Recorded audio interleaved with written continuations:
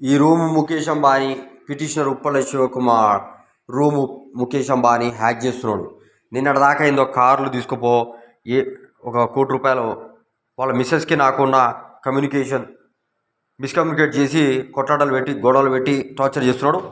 వాళ్ళు ఇచ్చే డబ్బులు ఫ్రీగా కాదండి, నా మీద మర్డర్ అటెంప్ట్ అయింది, అది నేను సెటిల్ చేస్తున్నాం.